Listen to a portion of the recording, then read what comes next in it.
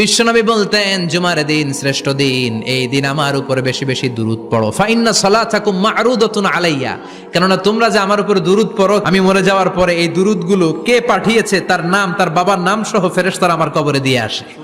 সাহাবারা বললেন, ইয়া রাসূলুল্লাহ কাইফা সালাতুনা মা'রুদাতুন আলাইক, আপনি মরে যাওয়ার পরে আমাদের দুরূদ কেমন করে আপনি দেখবেন? ওয়াকাদ আরিমতা, আপনি তো পচে গলে মাটির সাথে মিশে যাবেন।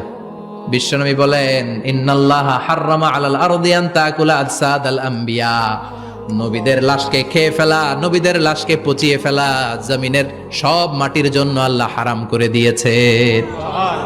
নবীদের লাশ পচে না, নবীদের লাশ গলে না। যারাই বিশ্বনবীর উপর দুরূদ পড়বেন, আপনার নাম সহ, আপনার বাবার নাম সহ, মালাইকাতু সাইয়াহিন, একদল ফেরেশতা আছে শুধু রাউন্ড দেয় গোটা ওয়ার্ল্ডে। কারা বিশ্বনবীর উপর দুরূদ পড়েছে, এই দুরূদ নিয়ে, এই নাম নিয়ে বিশ্বনবীর কবরে তারা পৌঁছে দেয়। চিল্লায় পড়েন আল্লাহু আকবার।